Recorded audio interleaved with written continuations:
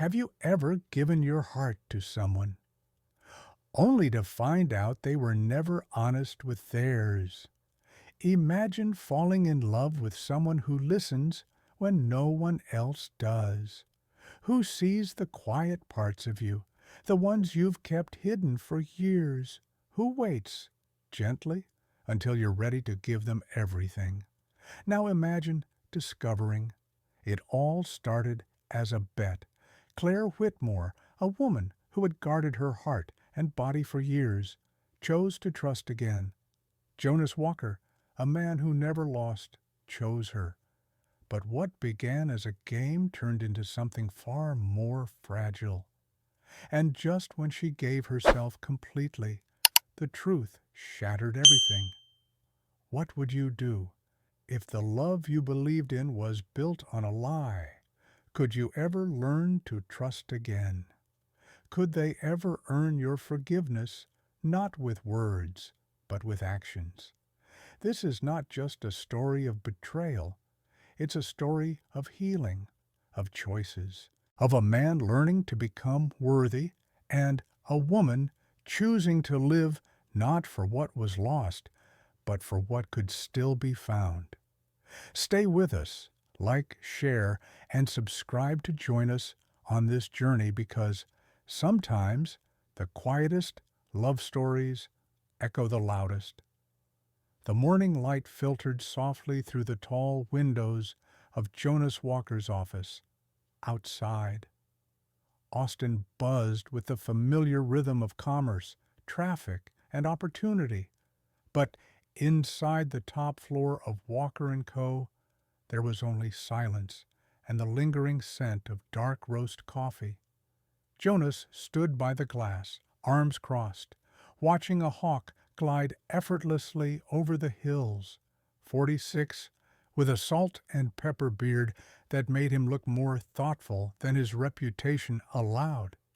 Jonas was the kind of man who didn't lose often, and certainly never twice. "Tell me again why you look like you just swallowed bad whiskey," Tom Ridley said, walking in with 2 cups in hand. Tom, his closest friend and attorney of 20 years, placed the coffee on the walnut desk and raised an eyebrow. Jonas didn't answer. His gaze stayed fixed on the skyline. "She turned you down?" Tom asked, half laughing. "Flat out," Jonas muttered, finally turning around. "No, thank you. No, maybe next week. Just no." Tom chuckled, then took a long sip. "Claire Whitmore is not your average date. Jonas, she's smart, quiet, and probably immune to charm, especially your type."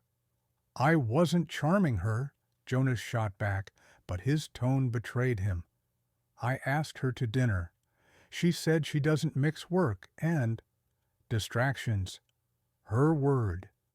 That's polite code for 'I see right through you.'" Tom grinned.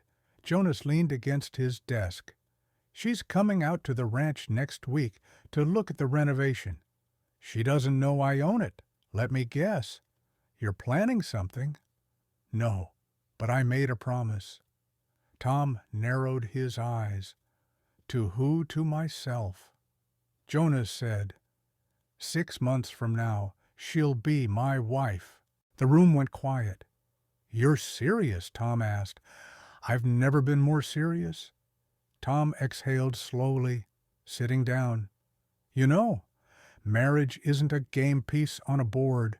Jonas, people get hurt." Jonas nodded, but his eyes were unreadable. "That's why I'll do it right. No shortcuts." Tom looked at him carefully. "What's this really about?" Jonas picked up the coffee, his voice quieter now. "Maybe I'm tired of waking up to empty." There was something in the way he said it. Not loneliness, exactly. More like a man who had finally grown tired of pretending he wasn't lonely. Claire Whitmore drove into the Texas countryside with a cautious heart. Vermont-born and bred, she was used to green hills, quiet lakes, and people who didn't ask too many questions. The invitation to renovate an old ranch house had come from a third-party firm. No names attached, just a generous budget and a location that promised fresh air. She needed space. She needed distance. And this project, oddly, had felt right. The first time she saw the property, it was dusk. A long gravel drive led to a weathered but beautiful two-story home with wrap-around porches and creaking shutters that whispered of stories not yet told. And then he walked out, Jonas Walker. She didn't show it on her face, but her stomach turned slightly. She had seen his name in business features. His reputation preceded him. Powerful, intense, untouchable. "Ms. Whitmore," he asked, extending a hand. "Claire," she said plainly, her grip firm. "You didn't tell me this was your home." Jonas gave a tight smile. "Didn't want to influence your vision." She didn't respond, just looked around, assessing the space. "What are you looking for in this renovation?" He paused. "Peace and something that feels lived in." Claire raised a brow. "You mean something with soul?" He nodded. "That's a better word." For the next few days, Claire returned again and again, taking measurements, notes, and photographs. Jonas was often there, not hovering, just present. He offered coffee one morning. She accepted. He asked about her design process. She shared a little. One afternoon, as the sun began sinking behind the hills, Claire walked through the empty barn and ran her fingers along the worn wood. "My father used to work with his hands," she said, almost to herself. "He built furniture, not for money, just because it gave him peace." Jonas listened, said nothing. The next day, a small wooden stool appeared in the entryway, handmade, unfinished. Claire didn't ask. The days passed in a slow rhythm. Sketches, silence, soft conversation, and a growing sense of something neither of them dared name. But Claire noticed. She noticed how he asked her opinion and actually listened, how he never touched her without reason, how he sat still when she spoke, as if the world itself had paused. Still, she kept her guard up. She had been through too much, seen too many men like him change their tone when they didn't get what they wanted. But Jonas wasn't pushing. Not yet. That night, as she drove back to her rental house, she pulled over near the ridge overlooking the valley. She sat for a long time, windows down, wind curling into her hair. Something was happening. She could feel it. And for the first time in years, it didn't scare her. It made her wonder. The old ranch house sat quietly beneath the warm Texas sky, like a chapter half written in a dusty novel. Its boards creaked with memory. The wide porch overlooked acres of field where time seemed to slow down. Claire Whitmore took a deep breath and stepped onto the worn steps, clipboard in hand, her boots stirring the red dirt below. Inside, the air smelled faintly of cedar and something older, maybe tobacco, and unfinished endings. She had started bringing small touches with her fabric samples, swatches, and pencil rolls tucked into a leather bag that had belonged to her father. The place reminded her of him, of quiet mornings in Vermont, where the world didn't rush and people fixed things instead of throwing them away. Jonas was already there. "Morning," he said, casually flipping through one of her initial sketches. His sleeves were rolled, and he was barefoot, as if trying to show he belonged in the quiet too. Claire nodded. "Didn't think you'd be this involved." "I want to understand the space," he replied, "and maybe a little more than that." She didn't bite at the line. Instead, she pointed at the drawing. "If you knock this wall down, you'll lose the line of sight to the kitchen. That changes how the space breathes." He looked at her, genuinely curious. "Breathes, every house has a rhythm," she said, placing a fingertip lightly along the paper. "Some homes are heavy and closed. Others are open, light." "You don't change a house, you listen to it." Jonas leaned back, considering her words. "And what does this one say?" Claire met his eyes. "That it used to be loved, but somewhere along the way, someone stopped listening." The silence between them stretched, not uncomfortable, but dense with unspoken things. Each week brought a new step in the process. Claire began spending more time at the ranch, not because she had to, but because something about it settled her. She liked the quiet, the smell of wood being sanded, the way light moved through the windows in the late afternoon. And then there was Jonas. He didn't hover, but he was present, always nearby, never demanding, but never entirely absent either. She would find a cup of coffee waiting on the porch bench, a new chisel added to her toolbox. Once, a book about design philosophies of rural America appeared in her satchel, unmarked but clearly chosen for her. Still, Claire maintained her boundaries. She never stayed past sunset. She never accepted dinner, even when he asked with quiet sincerity. She kept the conversation professional, even when his eyes softened and lingered longer than necessary. Jonas noticed, but he didn't push. Instead, he started asking questions that weren't about the house. "What's your favorite color?" But only when it's raining. "What's the one place you dream of going but haven't told anyone? Did you ever build something just to break it apart?" Claire would answer, sometimes briefly, sometimes in surprising detail. The rhythm between them began to shift, like a dance neither had choreographed, but both seemed to know. One late afternoon, while measuring the old staircase, Jonas sat on the bottom step, watching her. "You're not what I expected," he said. "Most people aren't," she replied. He tilted his head. "You have this way, like you're holding your breath, but not out of fear, out of principle." She stopped mid-note, caught off guard by his accuracy. Jonas stood, dusting his hands. "You don't let people in easily." Claire looked at him for a moment. "I've had to learn the difference between what's real and what's temporary. And which am I?"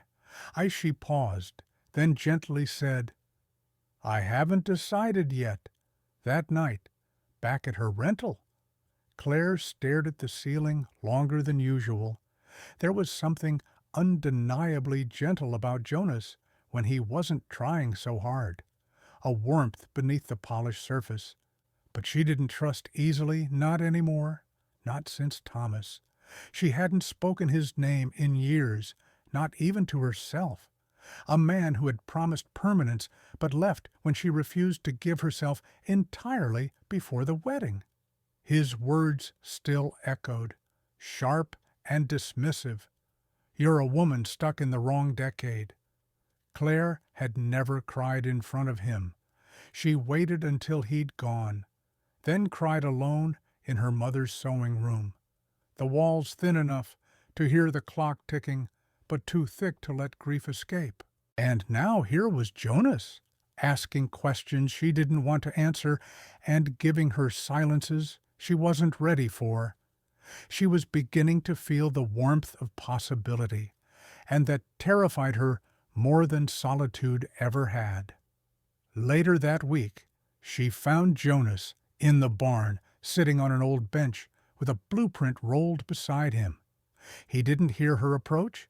"You sketch?" she asked. He looked up, surprised, then smiled. Poorly. She sat beside him. Not too close. "Let me see." Jonas handed over the paper. It was rough, a half-formed layout of a garden. Lines too heavy, proportions off, but there was something tender about it. "I didn't know you were thinking of building a garden." "Not for me," he said. "For the space." Claire handed it back. "Then it's already better than half the plans I've seen this year." He looked at her, surprised by the softness in her tone. "You're hard to impress." "I've seen too many things dressed up to look honest," she said. "But this has no ego." For a brief second, neither of them said anything. The breeze moved through the rafters like a whisper of something waiting. That night, Jonas stood alone on the porch, watching the stars spill across the sky. "She's not just different," he said aloud to no one. "She's the first person I've met who makes silence feel full." He didn't know it then, but somewhere in Vermont. Claire sat at a desk, replaying his words about rhythm and breath, wondering if some houses weren't meant to be redesigned, but rediscovered. The mornings in late autumn grew colder. The fields around Jonas's ranch turned a soft gold, and the wind carried a scent of dried grass and wood smoke. The house was changing walls stripped, old beams sanded smooth, new light pouring into once shadowed corners. But the biggest transformation was quieter, less visible. It was the way Jonas looked at Claire, and the way Claire had begun to hesitate before leaving. One afternoon, she stood in what used to be the dining room, tracing her fingers along the outline of a window that hadn't existed until she suggested it. "This will be the best view in the house," she said. Jonas leaned against the doorway. "Because you imagined it." Claire glanced at him, then turned back to the open frame. "Not everything I imagine becomes real." Jonas hesitated, sensing something in her tone. What didn't Claire was quiet for a long moment. "A future with someone who once told me I was too careful, too principled, too slow." He didn't speak, just stepped inside and sat on the edge of the exposed floor beam. "I was engaged once," she continued, her voice steady, though her fingers clenched. "His name was Thomas. He wanted things I wasn't ready to give, thought love meant surrender of everything." Jonas looked down. "Did you love him?" "I think I loved who I hoped he would be," she said, "but not the man he was when he left." Jonas didn't press further.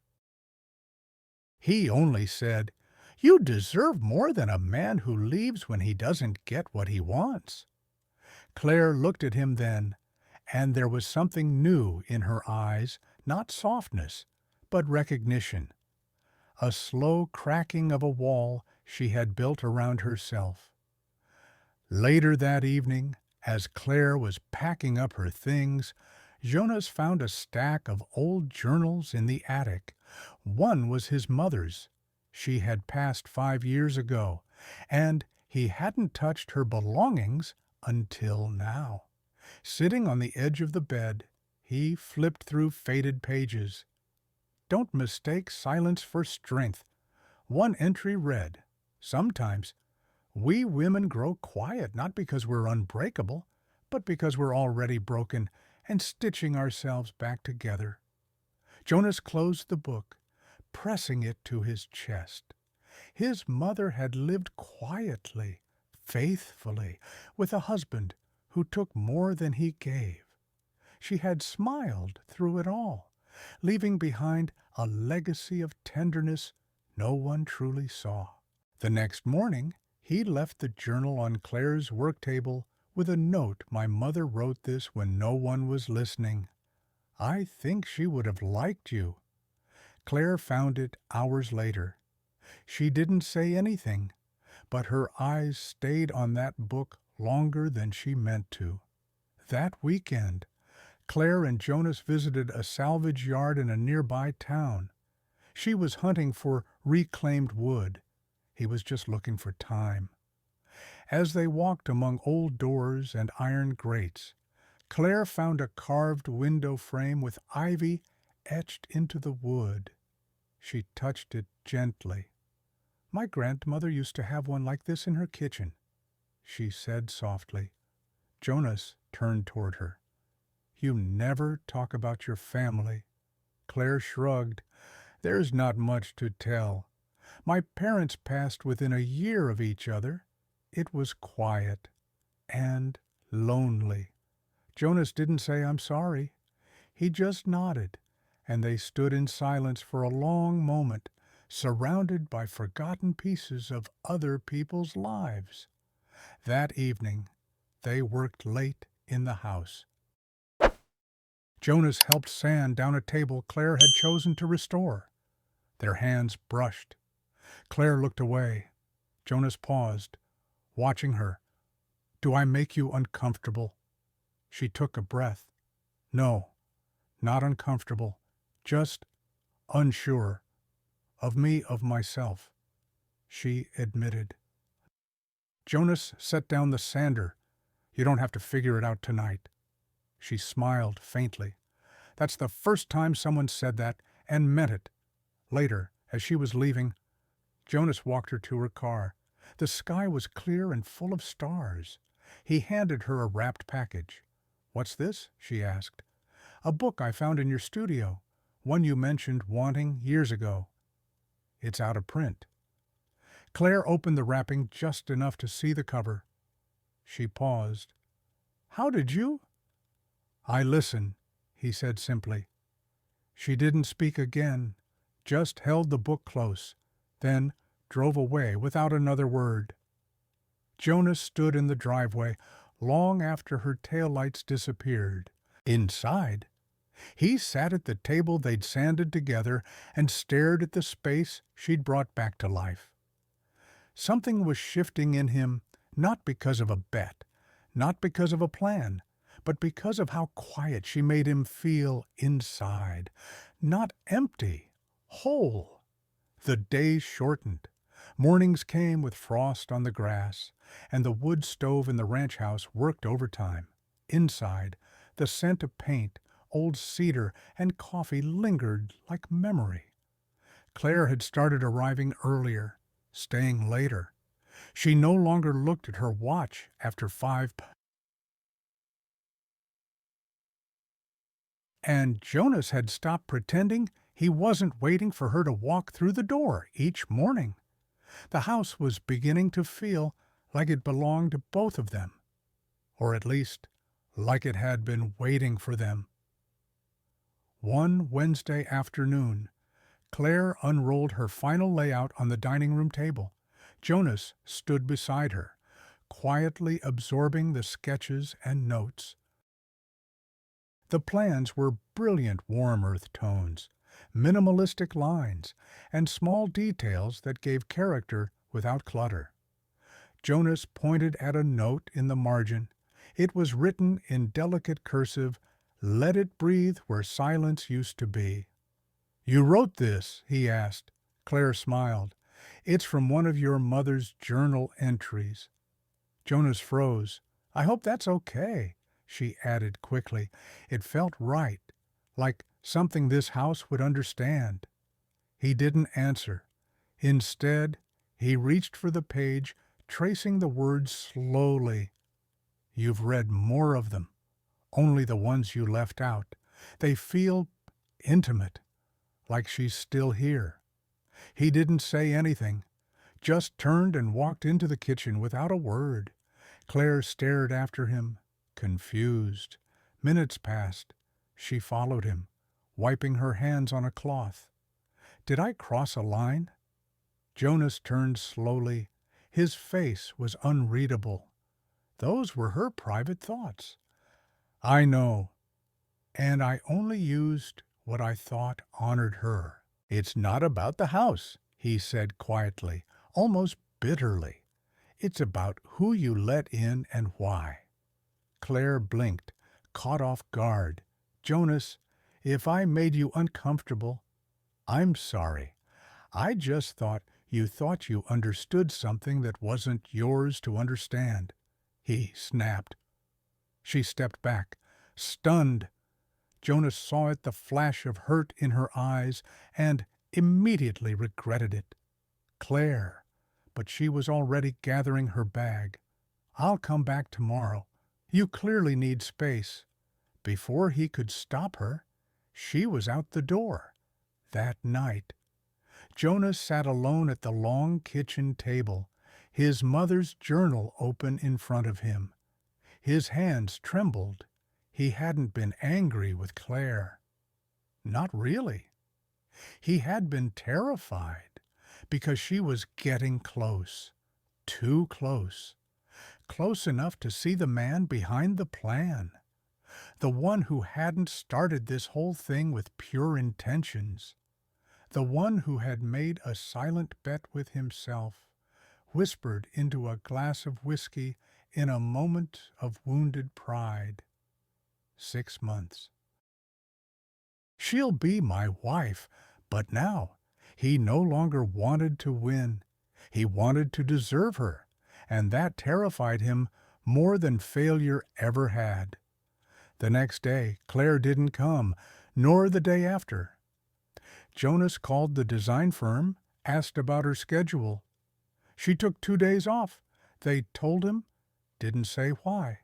He paced the house like a restless ghost. Then, on Saturday morning, she returned. No announcement, no knock. She walked into the living room, where Jonas was sanding down the mantel, and set a brown paper bag on the table. Inside was a mug, handmade, slightly uneven, painted with pale blue glaze, and a single word carved on the bottom, stillness. Jonas looked up at her. You made this? She nodded. At a workshop back home, years ago. I almost left it behind when I moved. Why bring it now? Claire met his eyes. Because I forgot how still I feel here, until the other day. A silence passed between them. Jonas stepped forward. I'm sorry. I lashed out because I was scared. Of what? Of how close you were getting. Of what that meant. Claire nodded. You don't have to explain everything, but I want to, he said gently. They stood there for a moment, closer than before, but not quite touching. Then Jonas asked, Will you stay for dinner tonight? Claire hesitated. If it's just dinner, he smiled. Just dinner. That evening, they ate by candlelight. Not because Jonas planned it that way, but because the power flickered out halfway through cooking. He lit a few candles, opened a bottle of wine, and pulled out the pot pie Claire had brought from her freezer stash. They talked, laughed. She teased him about his inability to dice onions properly. After dessert, just a handful of sugar cookies, they sat on the porch swing. The sky was full of stars, and the air smelled of pine and wind. Jonas turned to her. You once said, not everything you imagined becomes real. Claire looked at him. Yes, he hesitated. Would it be all right if I imagined you? Here, she didn't answer right away. Instead, she leaned back and whispered, Only if you're honest with why you want it. Jonas opened his mouth to reply, but the words caught in his throat, because he wasn't ready to say it yet. Not fully. Claire sensed it. She stood slowly, brushing her hands on her jeans. Good night, Jonas? And this time, when she walked away, She didn't look back. The wedding was simple. No orchestra, no press, just Claire in a soft ivory dress, hair pinned up with a single lavender bloom, and Jonas in a navy suit that had never felt more real than that afternoon. They stood beneath the sycamore tree behind the ranch house, with Tom, the only guest, and ordained for the day, reading their vows with a voice as steady as the Texas wind. "I do," Claire whispered. Jonas said the same, and meant it with a depth he hadn't known he had. The kiss was brief, reverent, and then they were husband and wife. Claire's hands trembled slightly as she held her bouquet of wildflowers, not from fear, but from the gravity of the moment. For the first time in years, she had chosen to trust. Jonas held her hand a little tighter than necessary, as if already afraid she might slip away. Their honeymoon cabin sat nestled in the Bitterroot Mountains of Montana, hours from the nearest town. Jonas had planned every detail: wood-burning stove, a wide porch with rocking chairs, and a clawfoot tub beneath a skylight. Claire stepped inside with quiet awe. "This feels untouched," she said. Jonas smiled. "It reminded me of you." For 3 days they wandered trails, cooked over fire, and played cards at night beneath oil lamps. Claire laughed more in those 3 days than she had in 3 years. She even let him win a few games of gin rummy. On the 4th night, the air turned crisp. Jonas built a fire in the stone hearth. Claire disappeared into the small bathroom with a bundle of soft linen. When she returned, her hair was damp, curled gently over her shoulders, and she wore a long white nightgown that shimmered like morning frost. He turned around and stopped. She looked uncertain, more fragile than he'd ever seen her. "Are you cold?" he asked softly. "No," she whispered, "just thinking." He reached out his hand. She took it, but before he could lead her closer, Claire drew in a breath, steadying herself. "I need to tell you something," she said. Jonas froze. "I've never." Her voice faltered, then returned with quiet clarity. "I've never been with anyone before. I've never given myself." She searched his eyes. "I waited, not out of fear, but because I wanted it to be real, with someone who truly saw me." Jonas's stomach dropped. Her honesty was a gift, a raw, sacred truth offered with trembling courage. And in that instant, guilt struck him like lightning, because she had waited for love, and he had begun with a lie. He didn't speak. He couldn't. Claire noticed the change in his eyes first. Not confusion, not hesitation, but something colder, deeper. Her smile faded. "Jonas," his hands fell to his sides. "Please," she said, her voice smaller now. "Tell me you're here with me." He took a step back, then sat on the edge of the bed like a man who'd just forgotten how to breathe. Claire moved closer.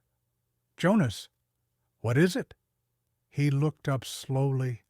The weight of his silence wrapped around them both. And then, without excuse or spin, he said it. "I made a bet."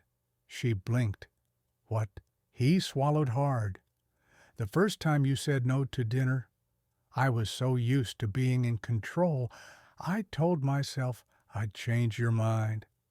Told my friend that in 6 months, you'd be my wife." Claire didn't move, didn't blink, didn't breathe. So this was, her voice cracked, a game. "No," he said quickly. "It started that way, but it changed. I changed." She backed away. "I swear to you, Claire, somewhere along the way, the bet didn't matter. You became everything you bet on me, she whispered. No, I mean, yes, at first, but it wasn't about that anymore. It was never meant to get this far. I didn't mean to fall in love with you. Tears filled her eyes. You didn't mean to, he stood. Claire, don't. Her voice was cold now. You looked me in the eyes and promised a future. And all along, you were just trying to win. It stopped being that long ago, Jonas said. Desperate. I don't care about the bet. I care about you. You let me give myself to you, she said, her voice breaking now. You let me believe it was real, that you were real. It is real, he said. It became real. Claire looked away, arms wrapped tightly around herself. Then she turned. I don't care what it became. I care how it began. Jonas reached for her. She stepped back. Her eyes weren't angry. They were worse. They were filled with disappointment. Then she said the words he would never forget. I waited for someone who would choose me first, and you never did. She walked to the door, barefoot, the night air biting her skin. Jonas followed. Claire, please, don't go. We can fix this. She shook her head. Some things don't need fixing, she whispered. They just need to be left behind. And then she disappeared into the cold. Claire left before sunrise. She didn't take a flight. She didn't leave a note. She packed her things with trembling hands, boarded a small bus heading east, and didn't look back. As the mountains receded, so did everything she thought she knew. The morning light spilled over the seat beside her, empty and cold. She stared at her reflection in the window for hours, wondering who she was now. A wife, a woman betrayed, and something else, something she didn't dare name yet, back in Vermont. Her apartment greeted her like an old friend who no longer knew how to comfort her. The walls were the same, the furniture untouched, but she was not. She sat on the edge of her bed, shoes still on, and cried without sound. Jonas returned to the ranch with the silence of a man who had finally been emptied. He didn't speak to Tom. He didn't answer messages. The house echoed with memories that now cut deep. Her coffee mug sat on the porch railing. Her scarf still hung on the hook by the door. Each piece of her presence remained, like whispers reminding him what he'd lost. But he didn't remove them. Not yet. Instead, he went back to the barn and picked up a hammer. He didn't know what he was building, only that he needed to build something. Anything. Claire didn't see anyone for days. Sophie, her best friend since childhood, came by without knocking. She brought soup, clean towels, and something heavier presents. You don't have to say anything, Sophie said, wrapping an arm around her. Just breathe. Claire leaned into her shoulder and closed her eyes. Weeks passed. Jonas began to write letters. He didn't send them. He kept them in a drawer beside his bed, pages filled with things he couldn't say out loud. Apologies, memories, regrets that poured like ink too dark to erase. He stopped shaving, stopped wearing shoes inside. He cooked for himself for the first time in years. His hands blistered, then hardened. One day, he built a bench from reclaimed wood, rough, uneven, but solid. He placed it under the sycamore tree where they had said their vows. Then he sat and waited. Claire tried to move forward. She returned to work, picked up small design projects, kept her answers short, smiled when people asked how the honeymoon was. She learned how to lie with grace. But something was off. She blamed the nausea on stress, then the missed cycle. It wasn't until the morning she fainted in the kitchen that Sophie dragged her to the clinic. 2 pink lines. 5 weeks. Claire sat in the quiet of the exam room, the paper gown rustling softly. She didn't cry, didn't flinch. She just breathed. A heartbeat already forming inside her, a life, not planned, but real. That night, she sat on her porch in a thick sweater, legs pulled up to her chest. Sophie came out, holding a cup of tea. "I won't ask," she said, setting it down. Claire looked up. "I'm pregnant." Sophie didn't gasp. She just nodded. "Do you want him to know?" Claire shook her head. "Not yet. Maybe not at all. He has the right to know, but I also have the right to feel safe." Sophie placed a hand on hers. "You're not alone. I just—" Claire's voice broke. "I wanted my child to grow up knowing love, not a love that started with a lie." She placed her hand gently over her stomach. "I will protect this baby, even if I have to do it alone." 2 weeks later, a photo surfaced online. Claire leaving a pharmacy, holding prenatal vitamins. No sunglasses, no coat, just her hand, instinctively resting over her belly. By midnight, Jonas had seen it.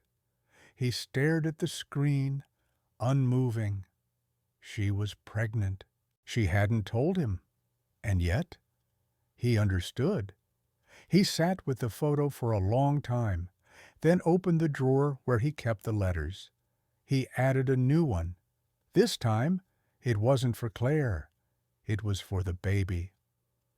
The next morning, Claire opened her door to find a small white box. Inside, the highest quality prenatal vitamins available. No sender name, just a note. "Not for me, for the baby." She clutched the note to her chest and closed her eyes. For the first time in weeks, she allowed herself to hope. The box of vitamins was only the beginning. Claire didn't know how he found the right kind, or why he knew she couldn't keep anything down but the gentle-coated ones. But she didn't ask. She didn't send them back. She just kept them on the kitchen shelf, next to the tea bags Sophie always restocked. A few days later, another package arrived. No note this time. Just a small, linen-covered book, Healthy Pregnancy for Independent Moms. Inside the cover was a folded page, handwritten in that same simple, blocky print she remembered from Jonas's sketch notes. "I'm not asking for forgiveness, only a chance to protect you and the baby, this time with honesty." Claire closed the book and placed her hand over her stomach. She wasn't ready to forgive, but somehow the anger was no longer there. 3 blocks from her apartment sat a vacant studio space, once used by an art collective. It had long been closed until one afternoon when Claire found a single key in her mailbox. No address, just the word "begin" burned into a small tag of pine wood. She knew. Her feet carried her before her mind could resist. The studio had been transformed. White walls, wide windows. A restored oak desk sat in the center. Blank sketchbooks, fresh pencils in a hand-carved holder. An easel near the window, facing the quiet street. Nothing extravagant, nothing flashy. Just light and space and understanding. Claire stood in the doorway for a long time, heart aching in ways she didn't expect. He knew her, not from observation, but from paying attention, from listening when she didn't speak. She didn't call him, but she came back the next day, and the one after that. She didn't design, not yet.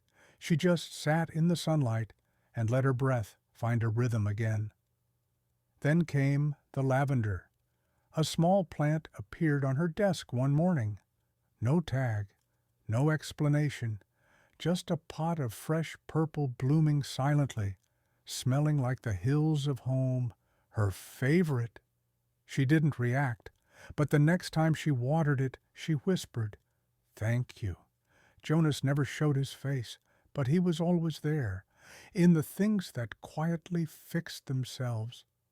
The hallway light outside her apartment had flickered for months until one rainy night. It didn't.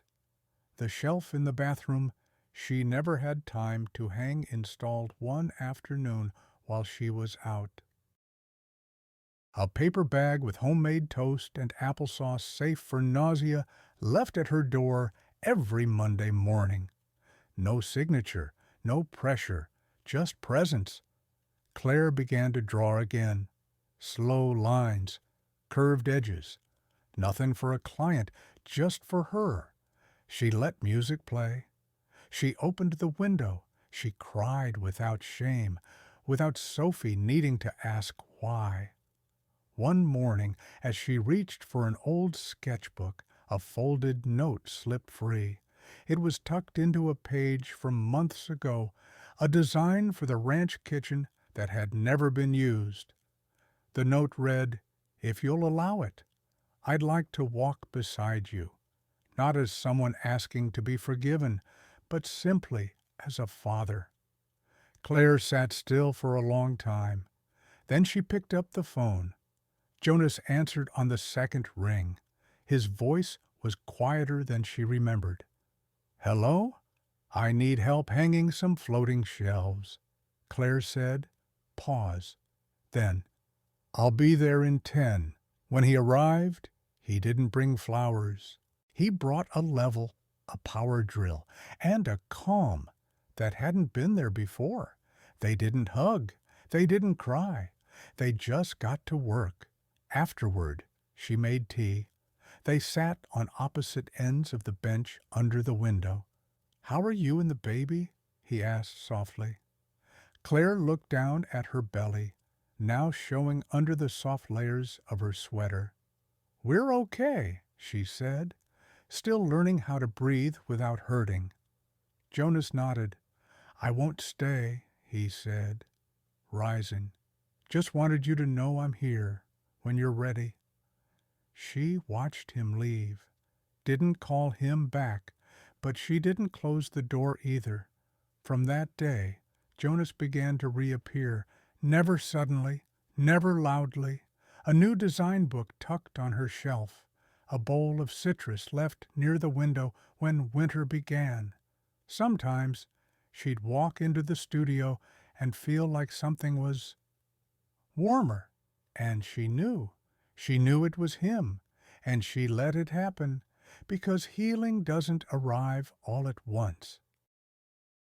It comes like sunlight through dusty glass, quiet and slow. October came in quietly. Leaves turned amber along the Vermont sidewalks. Claire's belly had rounded into something undeniable. Strangers began to offer her seats on buses.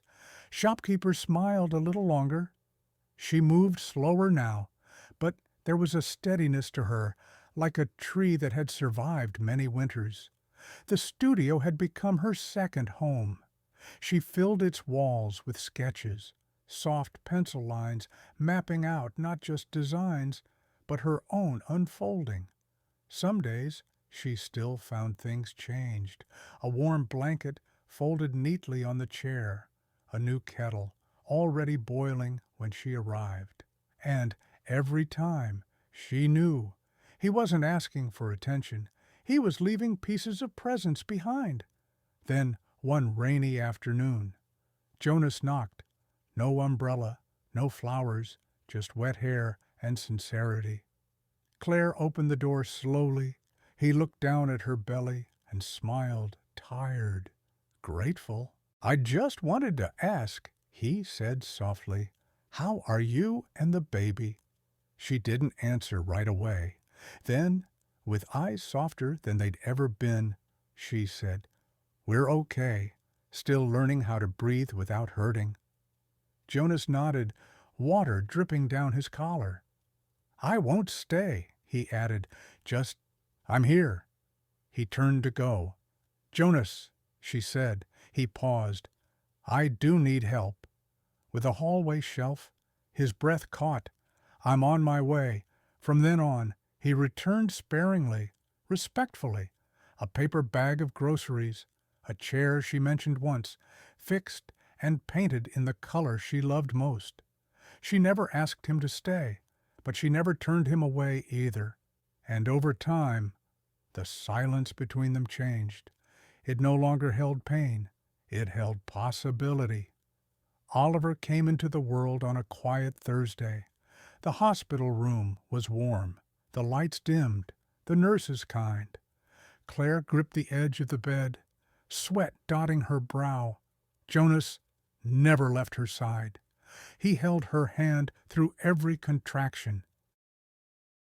He whispered when she needed strength, and stayed silent when words were too much, and when the doctor placed the crying infant on her chest.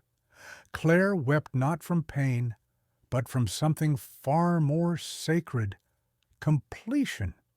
She looked at the tiny face, the small fists balled tightly near her collarbone. And in that moment, she wasn't broken. She was whole.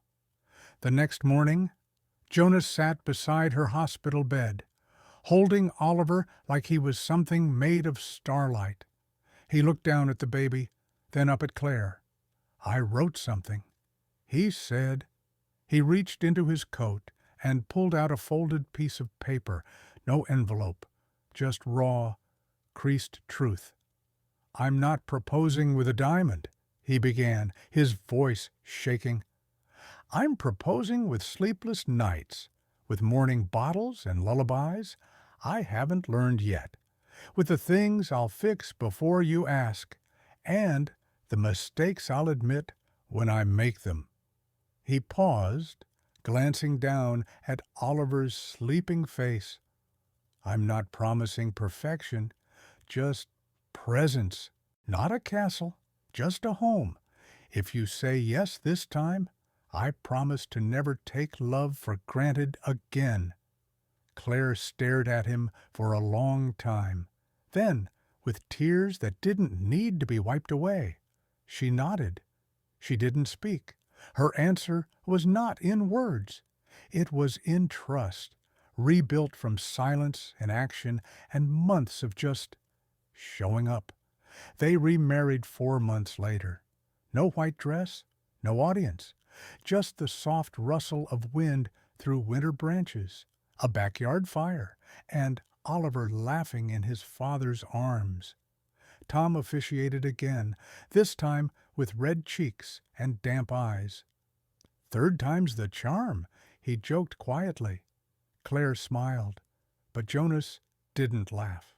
He only looked at her like a man who had learned the weight of what it meant to be chosen. That night, after the guests were gone and Oliver had fallen asleep, Jonas stood in the nursery, swaying gently with the baby pressed against his chest. He looked down at the boy, his son, and whispered, "It started as a game, little one, but your mom, she made me a man worth loving." Claire stood in the doorway, watching, not saying a word, because some moments don't need sound, only presence, only love. In life, trust is often the most fragile gift we can offer and the most difficult one to rebuild once broken. This story reminds us that love is not defined by grand gestures or perfect beginnings, but by the quiet courage to show up again and again, even after we've failed. Jonas began with pride and deception, but through loss, he learned that real love requires humility, patience, and presence. Claire, though wounded deeply, shows us that healing doesn't mean forgetting. It means choosing peace over bitterness and strength over silence. For those of us who've lived long enough to carry our share of regrets, This story speaks to a timeless truth. It's never too late to become someone worthy of love. Not by erasing the past, but by honoring the present and committing to do better, moving forward. Whether you've been hurt or you've hurt someone else, there is always a way back, not through promises, but through quiet acts of care, given consistently over time. Because sometimes the most powerful "I love you" isn't said with words, but with a presence that never walks away again. Thank you for joining us on this heartfelt journey. If this story touched a part of you, made you reflect, remember, or simply feel, please consider giving it a like, sharing it with someone who needs it, and subscribing to our channel for more stories that speak to the quiet corners of the heart. Your support means the world to us and helps these stories reach others who may need a moment of healing, hope, or simply to feel seen. Until next time, stay kind, stay open, and keep listening.